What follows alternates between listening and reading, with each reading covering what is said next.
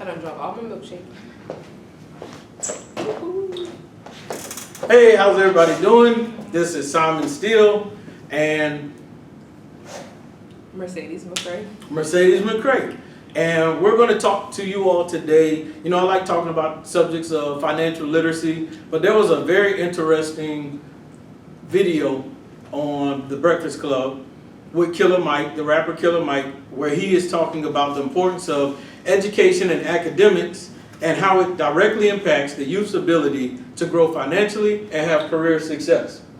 So, as we deal with those subjects today, we're just going to do like a review of our opinion and an assessment of the video and what we got from it and express our views to you all.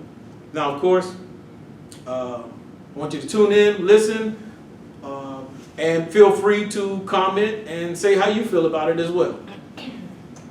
So, Mercedes, one of the first things they talk about in the video is about white gangs and how they learn how to legitimize their business when they're talking about Hell's Angels. So, when they discussed that part, what did it say to you? How did it speak to you? Well, first of all, when you hear the word gang, there's a negative connotation to it. So I think Killer Mike, he was trying to get Indy and the public to have, you know, more positive definition to the word. So when you hear gangs, you're not necessarily thinking killing, stealing, drugs, or whatever. You're street middleman. So he uses less threatening terms like a street frat or, you know, something of that nature. And he also uses it to kind of, you know, distinctively set them apart from Greek fraternities or, you know, the elite fraternities or something like that, or organizations. So when I heard that, I mean, Killer Mike really, he was kind of suggesting that, hey, you know, you don't have to do everything in a sense of, I guess, crime. You know, you don't have to commit any crimes, but if you take those same set of like critical skills and legitimize it, what you're doing is now you're justifying that behavior in a more legal way. So, and once you do that, you can also capitalize off of those skills as well. So you're not just sitting here hustling for $5, $10, you know, selling a nickel bag, dime bag, or anything like that. What you're doing is you're branding your name, you're branding your organization, and you're making it profitable. Correct. And that's what Hell's Angels did. Killer Mike was there also advertising for people to, and marketing for people to watch his show, Trigger Warning. And in Trigger Warning, that's what Mercedes is referencing, where he showed the different gangs when talking about Crips and the subject of Cripicola on how to market and advertise just like Hell's Angels did. They were able to take a gang that was seen as negative and make it positive and also be able to yield profit from that name. And so he went through the process of trying to show them as well. He took them to the bank to try to get a business loan. He took them around to advertise this Cripicola to teach them that you can legitimize this affiliation that you're connected to. And not only that, but he had two rival gangs meet together. So he had Cripicola for the Crips, of course, and then he had Blood Pop for representing the Blood gang, and he was showing them that they can unify and work together in the streets versus, everybody having this misconception like, oh, if you wear red in the wrong neighborhoods, then you more likely to get killed or popped or anything like that. So what he was saying is that, hey, we are, equipped, with the common sense to say, hey, you know what, let's come together, let's unify, and let's do this deal and make business together, versus, I guess, giving life to those stereotypes that, hey, once I see you in the streets, then we're gonna, handle some stuff. But I think he showed them in a positive light, and his aim is to create positive stereotypes, if that is a thing. But just have, everybody kind of shift and shape their beliefs surrounded by those gangs. So I think that was a good marketing move. It is, because a lot of us aren't educated on certain things. He showed them that, being out there on the streets, that's not the only way to make money. And a lot of us don't realize you can create a LLC in a day or two. You can have your own business You can have your own entity, your own corporation, and it only takes a day or two to set up. It's not that difficult. And so it was good that he did educate the streets on that ability and to show them that you're no different than this other gang. If they can legitimize, so can you. And another thing that was sparked in that conversation, DJ Envy comes in around 9 minutes and 30 seconds, and he starts talking about the subject, and he asked Killer Mike, he was like, but how come blacks don't support each other more than what we see? You know, basically, he felt that this was a weak area in the black community. There is some truth to it. I think he was more so bothered by how Envy said it. It was more so an emotional reaction. But what Envy said is definitely some truth. There are, I guess, kind of small samples to where you can kind of. What was Killer Mike's response? Well, he was saying, "Hey, that's not true." Correct. And what he said was more of a definitive statement, like it's definitely not true. I know for a fact, but they're both right in their own sense. I agree with Envy, just from personal experiences. Sometimes, you know, we don't come together, and then there are times where we do come together. We shouldn't just only be seen in the same space at a family reunion, at a funeral, or anything like that. Good point. It's more so, hey, we need to make this, you know, a usual thing. You know, so they were both right. I think he was also trying to convince Envy to be more open-minded, because even though Envy said that he has these experiences, he wanted to remove himself from that because he had maybe some psychological damages, you know, done back in the day, because he said he experienced some bad things. So now that he's in a different tax bracket, he wants to also erase those memories from where he, you know, where he came from or whatever. So, yeah. I agree. Both of them were right to a certain degree, but I think the argument more so was the fact that Envy was right nationwide.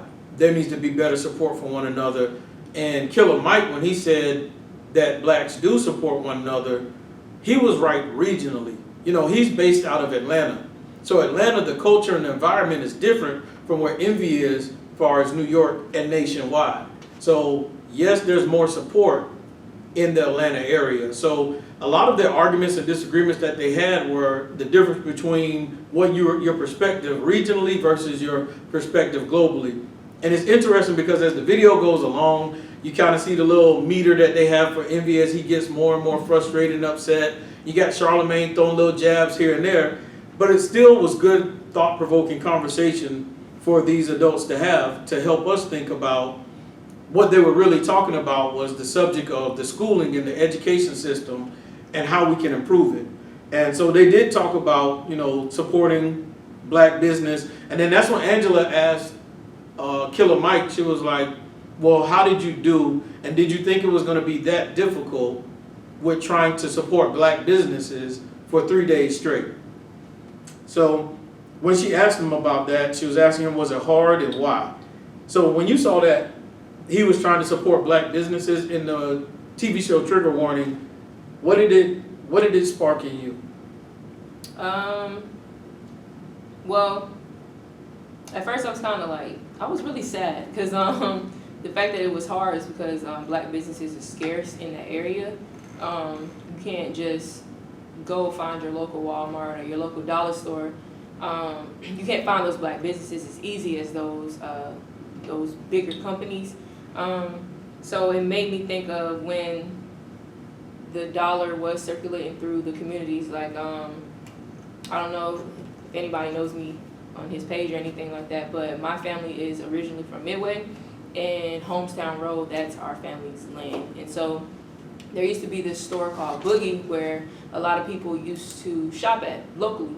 And so that dollar stayed within that community, Homestown Road, Westfield Road, and Homestown Loop, and it didn't go out of the community. So everybody was benefiting from this, although we were also being consumers. So it just kept going back into the communities and, building things for everybody locally.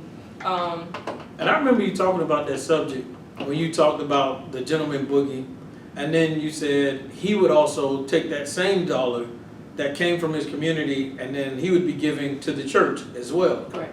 And so it helped the dollar circulate. And I can't remember, do you remember how long they said on average the black dollar stays in our community? Yes, Killer Mike said that the dollar stays in our community for approximately 6 hours. 6 hours. On a grander scheme, that is terrible. Yeah, it is. It's pretty terrible. Yeah, and like you said, on a global scale, just what even supports Envy's argument furthermore was that economically we're the biggest consumers. You know, statistically it says that we spend about 1.3 trillion or Yeah, something like that. a year or something like that, something close to that. You can look that up, but although we're spending these millions and billions of dollars spending with other companies, the fact, I mean, just, you know, locally, if we were to spend that money within our communities, we would definitely be more well off and in a better economic space than we are now. And so, I think that's what Envy was getting at, because if we had our dollar circulating through our communities, we wouldn't have to deal with other economic disadvantages. We wouldn't have to deal with classism, racism, just all the isms, all the bad ones. Also, what Envy was saying was that, what Killer Mike was saying, that if we do, you know, strive to support each other, we can change the narrative about ourselves by changing the narrator. So we have all these statistics drawn out from people who don't even come to our communities, people who see us on the outside, people who are learning about our culture through the representation of us on TV, through social media, through different media platforms. So if we start locally and then branch out and show that, hey, we are this kind of unifying group, then we'll have more positive outlooks on this. Because the negative stereotypes, if I walk up to you, you shouldn't assume or have these other preconceived notions that, hey, I'm ratchet or I'm this, that, and the third. No, it shouldn't be that. You shouldn't be in that headspace when you see me. So now, if you know I'm spending these dollars, I'm holding my neighbor's hand, and once you see me, you will say, hey, this person is a good person. You'll start to humanize me again. So, and I think that's what Killer Mike's overall point was, if we start to support each other. Correct, and you were right. It's $1.3 trillion of spending power we have. Okay. So your number was right there. And it was interesting because he started talking about segregation and how during the time of segregation, these black communities had to be together. And because they were together, the dollar stayed in the black community longer, and how the education was different then too, because, you know, when you talk to older people, they'll tell you how certain bright minds couldn't get jobs in other places because of segregation. So in certain public schools and those minority communities, they had these great minds teaching people at that public school level. So the education system was very strong, slightly due to segregation and the different things that contained them in a certain area, but also allowed them to flourish as well. So I don't know if you want to hit on anything else on that part. Another thing, I guess, when you just simple support within that community, it's empowering, you know. So once you empower the next person, it will essentially affect how you conduct business, how you do like daily tasks. Not only that, but over time it'll affect the black household, the family dynamic, Correct. Just entrepreneurship, stuff like that. So. Definitely, because how our culture spends the dollar, our family dynamic, what is near and dear to us, what is important to us, that part of the education process is important when we talk about financially, because we don't want to build a house to where everything we want and need is built off of liabilities. A lot of people are taught to invest and create assets. And sometimes in our culture, we'll see that people focus more on liabilities. And when you're constantly building up liabilities around you financially and obtaining liabilities, then you yourself become a liability as opposed to an asset. And so that happens because of a lack of knowledge. The more information and the more knowledge we have, then we can correct our behavior and we can correct our habits. And that's why they're dealing with the subject of why it is important to, as a culture and a group of people, to invest back into public school. And that is one of Killer Mike's main points, is we as a community need to get in touch, get hands-on with the public school, the school board, get connected. This is where your tax dollars are going. So if your money is going there, you need to be vested there as well. So that was an important part that Killer Mike wanted to discuss. But DJ Envy's focus was, well, my kids are at private school because he believed that the public school had failed in so many ways, and the public school could not provide the same level of education and benefits that a private school could.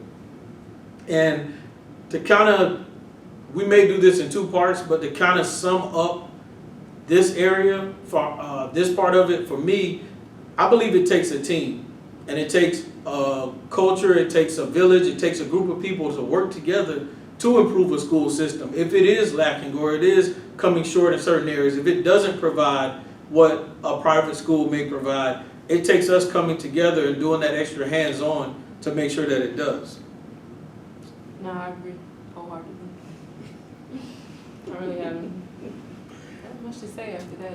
Yeah, definitely. And it's interesting because Envy's mindset was, because the public school system in his mind failed him, he wasn't going to allow it to fail his kids. So his mindset was, I'm going to move my kids into an environment to where he feels it won't fail him.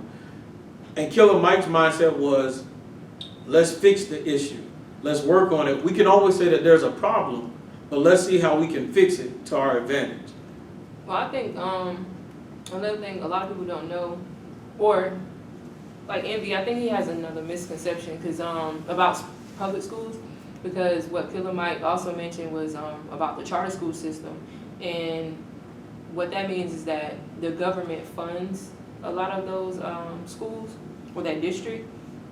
And by having government funding or grants, the thing is now you have more spending power. You're not just relying on the tax dollars circulating through that community. So by having these major grants, what they now need the parents to do is to, or the parents or any volunteers or people just in that community, we just need you to make time to serve on boards, because once you become a charter school system or a district, you now have to have a governance team.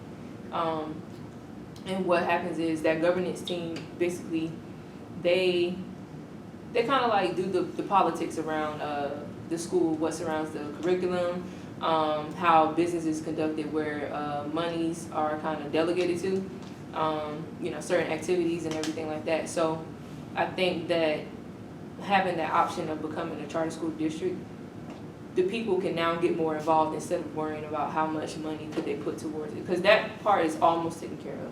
So that's one less stress you have to deal with. So now we just need your voice.